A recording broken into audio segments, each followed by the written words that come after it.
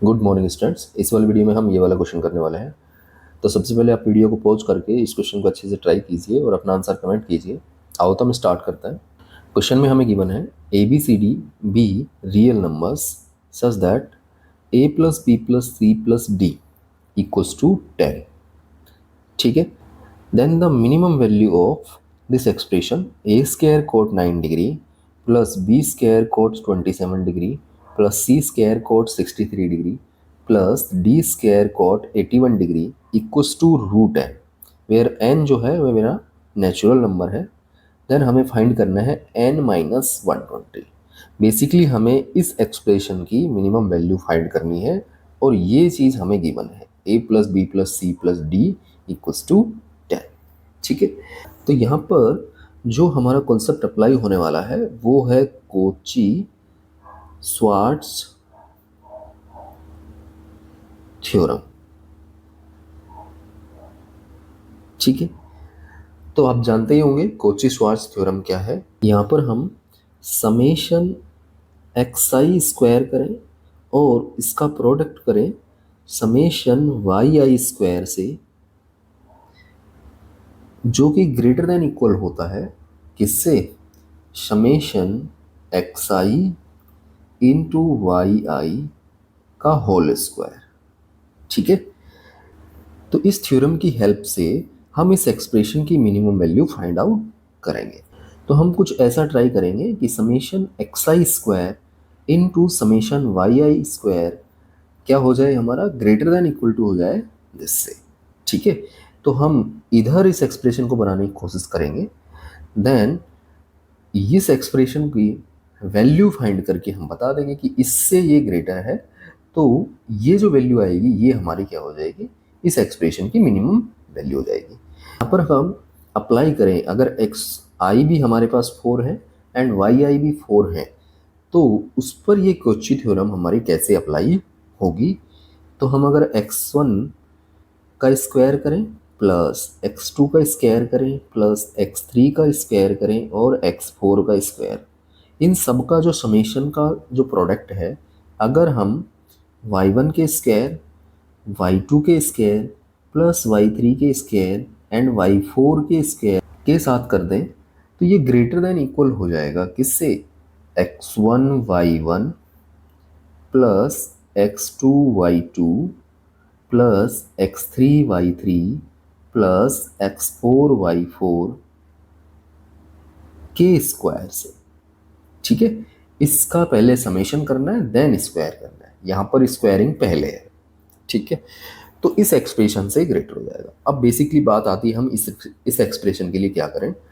तो उसके लिए मुझे x1 x2 x3 x4 late करना पड़ेगा और y1 y2 y3 y4 late करना पड़ेगा, तभी जाकर हमारा ये क्वेश्चन सोल्व होगा।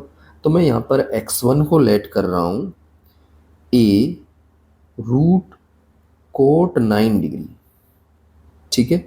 एंड x2 को लेट कर रहा हूँ b रूट कोट 27 डिग्री। इस तरह से x3 को लेट कर रहा हूँ c root cot 63 degree and x4 को लेट कर रहा हूँ d रूट कोट 81 डिग्री। आगे हम वाइज कुछ ऐसे लेट करते हैं जो कि x से मल्टीप्लाई होके ये हमारा जो गिवन एक्सप्रेशन है ये बन जाए, ताकि हमें ज़्यादा मेहनत ना करनी पड़े। तो हम ऐसे ही वाइज लेट कर रहे हैं। तो y1 को मैं लेट कर लेता हूँ रूट 9 डिग्री, ताकि ये मल्टीप्लाई होके हमारा a छोड़ जाए दोनों। इसी तरह से y2 को मैं लेट कर रहा हूँ रूट 27 डिग्री एंड y3 मेरा हो जाएगा रूट 63 डिग्री। इसी तरह से y4 को हम लेट कर रहे हैं रूट 81 डिग्री। आगे हम ये वैल्यूज़ इस एक्सप्रेशन के अंदर पुट कर देते हैं। तो ये बनेगा अपना a square cot 9 degree plus b square cot 27 degree plus c square cot 63 degree plus d square cot 81 degree multiply with, आगे हम वाई आई इसका स्क्वायर कर देते हैं तो ये बनेगा 10 9 degree plus 10 27 degree plus 10 63 degree and plus 10 81 degree. और ये पूरा एक्सप्रेशन मेरा ग्रेटर देन इक्वल हो जाएगा x1 और y1 का जो प्रोडक्ट करूंगा, इन दोनों का जो प्रोडक्ट करूंगा तो ये दोनों कैंसिल हो जाएंगे, tan और cot आपस में मल्टीप्लाई हो गए तो ये बच जाएगा अपना a plus B plus C plus D का होल स्क्वायर। ठीक है, इसे हम आगे सोल्व करते हैं। तो ये वाला जो एक्सप्रेशन है मेरा, ये वाला एक्सप्रेशन है तो इसे मैं a लेट कर लेता हूँ। ठीक है, तो ये आ गया अपना a इनटू इस एक्सप्रेशन की हम वैल्यू फाइंड कर लेते हैं। तो मैं इसे आगे लिख लेता हूँ और सॉल्व कर लेता हूँ। तो हमारा जो एक्सप्रेशन बना था 10 9 degree plus 10 27 degree plus 10 63 degree plus 10 81 degree, तो इसकी वैल्यू क्या होगी? तो इसके लिए हम क्या कर लेते हैं, ये 10 9 डिग्री रख लेते हैं प्लस ये 10 जो 81 डिग्री है इसे मैं लिख सकता हूँ 10 90 माइनस 9 डिग्री।